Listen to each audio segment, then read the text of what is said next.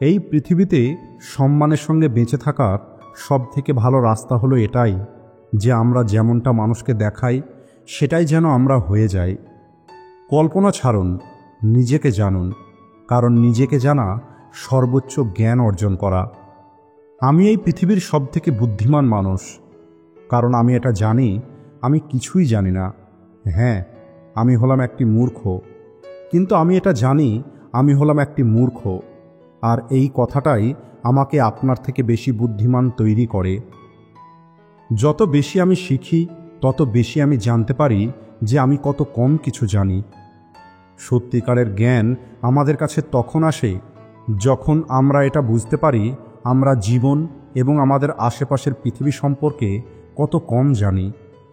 আপনি জানেন না আর আপনি কি জানেন না, একমাত্র সত্যিকারের জ্ঞান এটা জানার মধ্যেই আছে যে আপনি কোনো কিছুই জানেন না।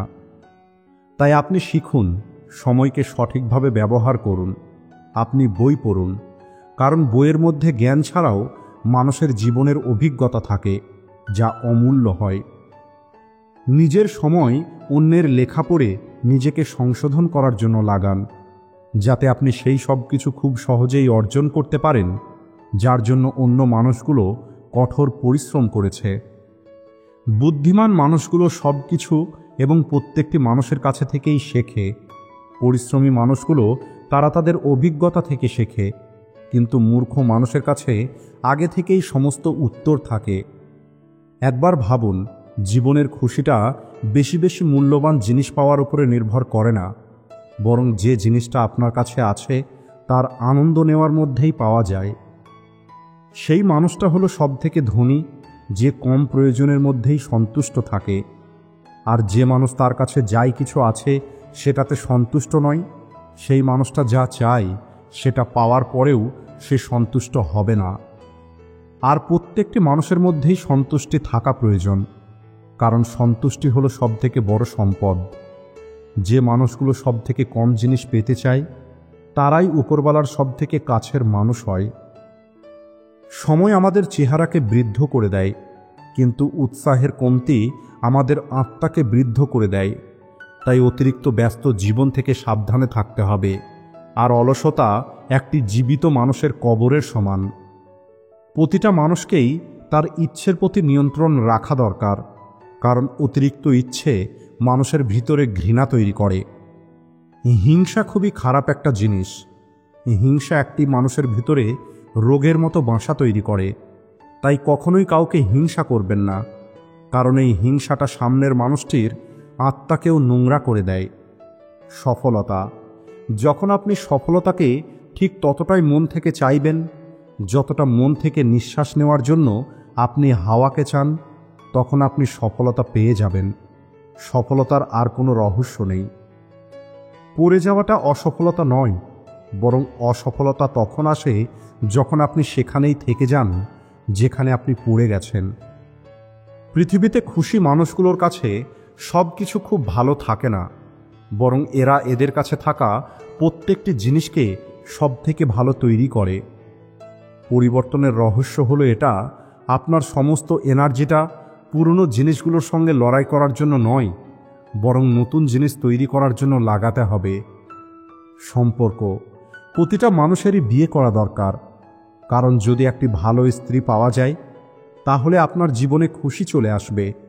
আর যদি একটি ভালো স্ত্রী না পাওয়া যায় তাহলে আপনি দার্শনিক তো অবশ্যই হয়ে যাবেন।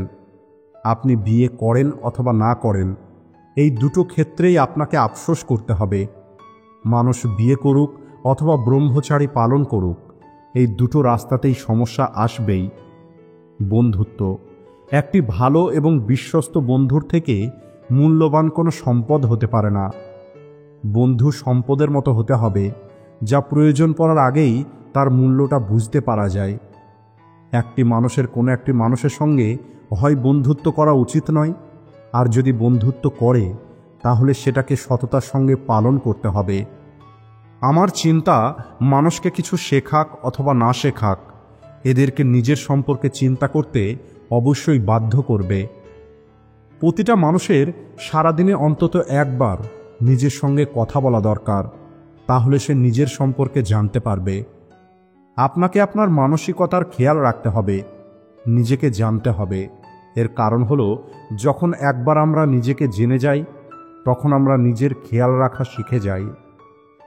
আমরা হলাম সেটাই যেটা আমরা চিন্তা করি যে এটা হলাম আমি। একটি মানুষের সবথেকে বড় শক্তি হলো তার চিন্তা এবং তার বুদ্ধি। আপনি যেমনটা আপনার সম্পর্কে চিন্তা করেন, আপনি ঠিক তেমনই হয়ে যাবেন। খারাপ মানুষগুলো এই কারণে বেঁচে থাকে যাতে তারা খেতে পারে এবং আনন্দ করতে পারে। অন্যদিকে ভালো মানুষগুলো খাবার খায় যাতে তারা বেঁচে থাকতে পারে। আর যে মানুষ মূল্যহীন হয়, সে কেবলমাত্র খাওয়া এবং পান করার সম্পর্কেই চিন্তা করে।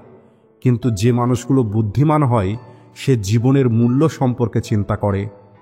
মহান মানুষ জীবনের মূল্যের সম্পর্কে আলোচনা করে।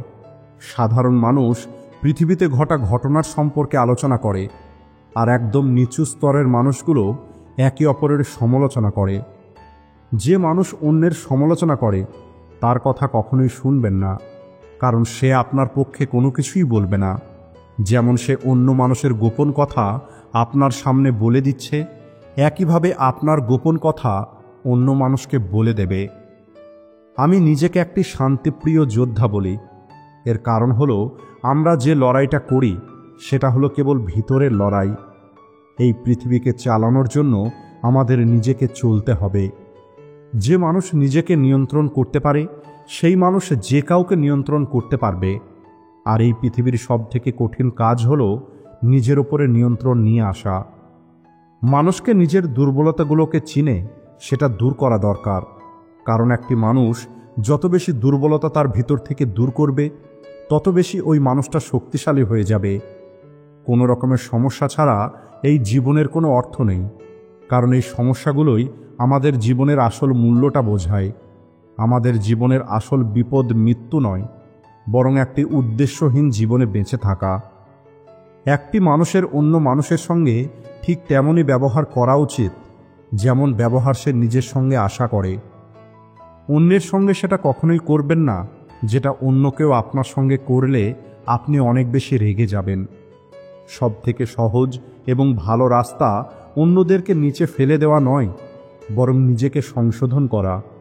যদি কোনো মানুষ নিজের ভুল প্রতিনিয়ত সংশোধন করে, তাহলে ওই মানুষটি একদিন মহান অবশ্যই হয়ে যাবে।